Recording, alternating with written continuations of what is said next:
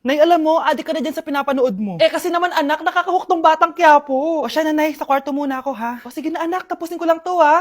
Ala, yan yung mga kalaban, bilisan mo! Sino yung kumakatok? Wala namang tao ah. Lo, tapos na agad? Nakakabitin. Sino yung kumakatok? Hello? May tao ba dyan? Nay, may narinig ka bang kumakatok? Ah, oo anak. Eh parang wala naman tao sa labas eh. Nay, minumusto na ata tayo. Ah! Sino yun? Ano gagawin natin anak? Lalabas ako anak. Nay, wag please. Deliver. Ay! Ano ba problema nyo ha? Kanina pa ako katok na katok dito. Bingi ba kayo? Ay, sorry. Ba't kasi gantong oras ka nagde-deliver eh? Oh, eto. Pinapabigay ni Coco Martin. Totoo ba? Wow, Nay! Di ba pinapanood mo yun? Si Coco Martin? Unbox na natin, Nay! Uy, may pa-letter pa sa akin si Coco Martin. Siya pala may-ari nito, anak. Wow, ang dami nilang pinadala, Nay. Tamang-tama, anak. Madami tayong hugasin ngayon. Binyagan mo na to. Kaya kayo, abangan nyo na to dahil available na to sa TikTok Shop starting at 11:11. I-follow nyo lang ang @bida ng TikTok. O anak, bilisan mo dyan ha. Gamitin na natin to. Wow, ang bula! Tapos ang bango pa! Tapos ang mura pa! Kaya bida talaga sa bulsa! Grabe ang linis! Araw-araw ko nang gagamitin to! Nay, punta tayo sa mall. Wag muna ngayon anak ha. Madami kailangan na tapusin na trabaho si nanay. Ah, sige po nay. Palagi nilang busy si nanay. Ako na lang mag-isa lalabas. Ay. Ah! Diyos ko po, anong oras na? Di pa pala kami kumakain ng anak ko. Anak, anong gusto mong ulam? Nasaan na ako? Ah! Ala, si Teddy na dumihan na. Ano yung gumagapang? Ah! Ah! Anak! Pumunta yun. Mare! Yung anak mo! Oh, Mare! Nasa inyo na naman yung anak ko? Pasensya ka na ha, makulit talaga yun. Mare! Patay na yung anak mo! Natagpuan nilang wala ng buhay kasi natuklaw siya ng ahas. Bakit di mo siya binabantayan ha? Ano? Anak? Hindi. Anak. Ma'am, wag po muna tayo lumapit. Iniimbestigan pa po namin yung bangkay. Anong bawal? Anak ko yun oh!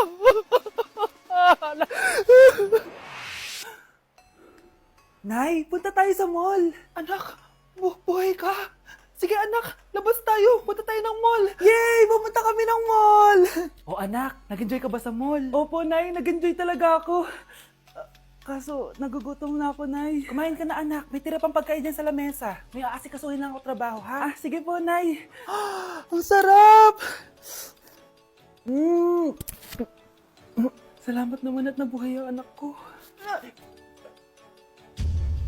Anak, tapos ka na ba Anak! Anak! Anak!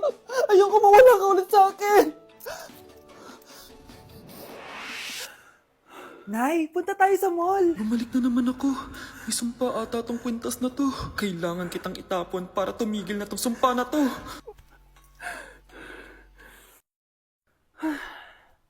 Teka, kwintas ba yun? Sino naman nagtapon nitong magandang kwintas na to? Sayang. Akin na lang. Tumatawag. Hello? Hello ma'am, kayo po ba yung nanay ni Samantha? Nabangga po kasi siya. Kailangan Ano? pumunta dito sa ospital. Nasagasaan anak ko! Nay, eto na po yung pagkain ni tatay. Thank you anak. Pwede ba ako pumasok, Nay? Wag na muna anak. Baka ma-stress yung tatay niyo eh. Sana gumaling na si tatay. Ang tagal niya na kasing paralyzed eh. Sige Nay, alis na ako. Mahal, papakainin na kita ha. Naglutuan ka ni Scarlett. Nay, eto na po yung pagkain ni Ano yun, Nay? Ang baho. Ay, anak, mamaya mo na ibigay yan. Papaliguan ko muna yung tatay mo. Nagpupo na naman. Sige, Nay. Tao po, delivery po. Ano po yun? Kay Susan po. Importante daw po to. Si Nanay. Ako na lang po magbibigay sa kanya. Nay, may nagpapabigay po nito sa inyo. Binasa mo ba to, anak? Hindi po, Nay. Wag na wag mo tong babasahin, ha? Sige po, Nay. Mamamalengke lang ako na uulamin natin, ha? Ikaw muna magbantay ng bahay. Ano yun? Bakit sobrang baho naman? Saan nanggagaling yun? Dito sa kwarto nila nanay. Tay, nagpupo ka na naman, no? Yung envelope to,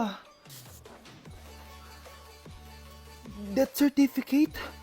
Hindi naman patay si tatay, Hello po. Buti naman po, ma'am, sinagot niyo na. This is St. Peter's Funeral. Kailan niyo po ipapaimbasa mo yung asawa niyo? Isang linggo na rin po kasi baka bumaho po yung bangkay niya. Anak, alam kong nasa kwarto ka ng tatay mo. Si nanay. Nandito na ako, mahal. Mahal, ikaw ba yan? Akala ko ba bukas ka pa uuwi? Siyempre, gusto kita i-surprise, mahal. Ito naman, puro ka surprise. Wait. Si tatay ba yun? Tara ate, silipin natin. Ang dami na nagbago sa bahay natin, mahal. Si tatay nga! Yay! Nandito na si tatay! Mga anak, namiss ko kayo. Namiss ka din namin, tay. Huwag ka nang babalik sa abroad, ah. Hindi ko na kayo iiwan, mga anak. Yes! Di na babalik si tatay sa abroad! Oh, ito. May regalo pala ako sa'yo, Scarlett. Wow! Ano kaya laman neto? Eto naman, gumastos ka pa. Hayaan mo na, mahal. Ngayon lang ako nakabawi sa mga anak ko. Meron din ba ako regalo, tay? Siyempre naman, ikaw pa ba makakalimutan ko, Brianna? Oh, ito. Yay! May regalo din ako! Oh, matulog na kayo, ah. Kami naman ang tatay mo yung magbabanding. Sige po, nay, matutulog na kami.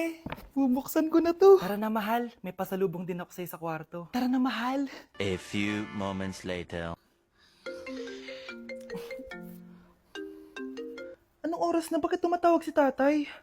Hello, tay? Scarlett, umalis na kayo sa bahay na yan. Isama mo kapatid mo pati nanay mo. Bakit po? Nasaan kayo? Yung lalaking umuwi dyan kagabi, hindi ako yun anak.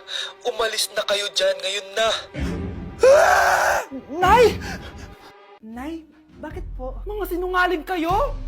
Paano niyo nagawa sa akin to, ha? Nay, anong sinasabi mo? Hindi namin maintindihan. Ikaw, Scarlett. Sabi mo doktor ka, di ba? Bakit katulong ang trabaho mo sa New York, ha? Nay! Ikaw, Brianna, teacher ka, di ba? Bakit nakita ka nilang nasa bar at sumasayaw-sayaw ka pa? Ikaw, Michael, akala ko may engineer na ako. Ngayon pala, nangi-scam ka lang ng tao! Bakit niyo tinago sa akin to, ha? Nay, hindi kasi ako nakapasa bilang nurse sa New York. Sabi nila, mas magaling kasi talaga si Brianna compare sa akin. Kaya rumakit muna ako bilang katulong para makapag-aral ulit. Oo, Nay, sumasayaw ako sa bar. Pero di ko binibenta ang katawan ko. Kinilangan ko lang yung pera para makagraduate na ako bilang teacher. Ayoko na kasi manghingi sa'yo eh. Ang baba kasi ng sweldo ng engineer, Nay, kaya humanap ako ng paraan para kumita ng pera. Alam ko mali ang pagiging scammer pero yun ang bumuhay sa akin, Nay. Mga anak! Sana sinabi niyo sa akin. Pamilya tayo dito, diba? Magtutulungan tayo. Bakit tinago niyo sa akin? Natakot kasi kami, Nay, na baka ma-disappoint ka namin. Alam kasi namin yung paghihirap mo. Mapag-aral lang kami. Anak ko kayo. Gagawin ko lahat para sa inyo. Sa tingin niyo ba hindi ko kayo tatanggapin, ha? Kaya itigil niyo na yung mga ginagawa niyo. Lalo ka na, Miguel. Opo, Nay. Sama-sama tayong bumangon. Nay, sorry. Wow, ang sweet naman. Isa ka pa. Gusto mo talaga masira itong pamilya namin, no? Lumayas ka dito, pamilyang peke. Ano? Palibhasa, di ka mahal ng pamilya mo. Mga ate, kuya, proud pa rin kami sa inyo. Mga anak, simula ngayon, sama-sama na tayo, ha? Walang iwanan at walang magtatago, ha? Promise? Promise, Nay. Hindi na kami magtatago.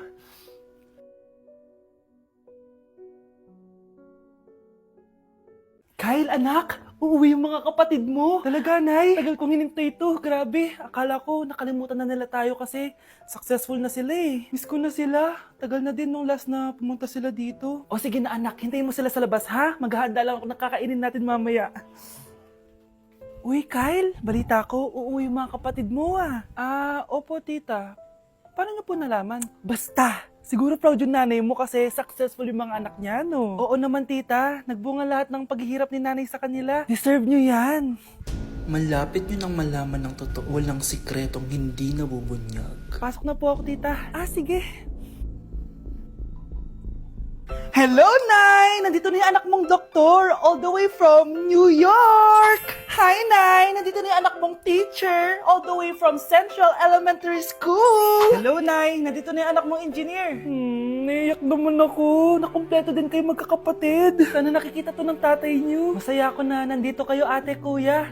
Sana maging successful din ako na kagaya niyo. O siya na, kumain na kayo ha? Galing pa kayo sa malalayo eh. Wow naman, Mare! Bigatin na yung mga anak mo. Saya-saya! Oo naman, Mare. Ilang taon din akong kumayod para mapagtapos lang sila.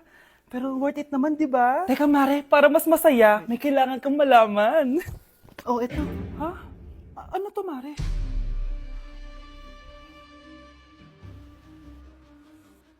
Nay, bakit po? Mga sinungaling kayo?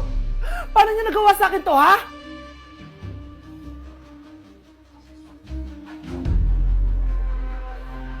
Wow! Gising na siya! Ang pala mo nandito sa bahay. Nay, wag ngayon please. Alam mo, bilib din ako sa'yo eh. Wala na nga tayong makain, nagpabuntis ka pa. Buti pa yung anak ni Rosa, pag-aaral ay natupag. Nakakawalang gana! Yan, umalis ka! Diyan ka magaling! Kasalanan mo to! Sinira mo yung future ko! Ate, please, tigilan mo yan. Walang kasalanan yung bata. Hindi! Dahil dito, galit sa akin si nanay. Kaya dapat mawala na to! Ate, wag! Ate! Anak, kain ka na oh. Nay? Sorry anak ha sa mga sinabi ko. Hayaan mo, babawi ako sa'yo ha. Thank you, Nay. Nay, sumasakit yan ko. Nay. Oo, yung pinag-usapan natin ha. Hihintayin ko lang mga anak tong babaeng to. Pag nabigay ko na yung bata, ibigay mo na agad yung pera sa akin ha. Palak ibenta ni nanay yung anak ko. O anak, okay ka lang? Walang iya ka, Nay! Ang sama mo! Akala ko, totoo nagbago ka na. Pera pa rin pala yung nasa utak mo. Abay, bakit? Wala ka nang pakinabang dito. At least yung anak mo, mapapakinabangan ko. Wala ka namang papakain dyan eh. Napakasama mo!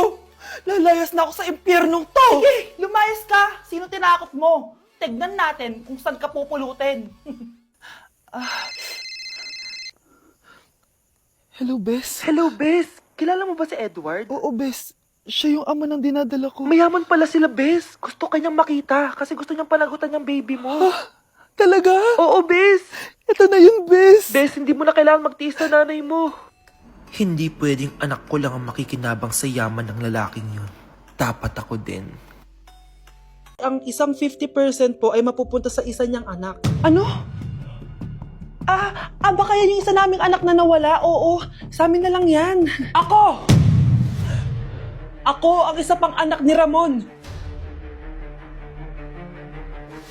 Oh, akala ko ba nawawala yung isang anak ni Ramon? Attorney naman, huwag ka maniwala dyan. May sakit kasi sa utak yan. Wala akong sakit, attorney. Maniwala ka, please. Kailangan ko pa ng sapat na ebidensya para maniwala ako sa'yo. Sige na, babalik na lang ako. Ito na ba yung bagong bahay ng anak ko? Ikaw babae ka? Sinubukan mo pang agawin sa amin ang kayamanan ng tatay mo? Ang sama nyo, tita! Gusto nyo kunin lahat! Well, hindi naman maniniwala sa'yo si attorney dahil wala kang ebidensya. Tao po, attorney po ito. Nandiyan si attorney. Halika dito. Ayan, ikukulong muna kita dito sa bodega hanggat hindi ko pa nakukuha mga kayamanan. Yes, attorney. Hawak ko na ang 100% ng kayamanan ni Ramon. Nandito na ang titulo, papeles at cheque ng mga kayamanan niya. Ay! Salamat, attorney, ha? Scarlett, hindi ko na alam kung ano nangyayari sa nanay ko. Pero huwag ka mag-alala. Ako bahala sa'yo. Kailangan na matigil tong pinagagawa ni nanay. Tao po. Sino ka? Ako po yung nanay ni Scarlett, yung anak din ni Ramon. Totoo ba to? Pinagsasabi mong babae ka? Kami lang ang pamilya ni Ramon. Attorney, huwag ka magpaniwala dyan. Peke yan. Hindi to peke. Pwede mo ipacheck to sa attorney. Kaya ilabas mo na siya. Kinulong po ni nanay si Scarlett sa bodega. Ha? Anak?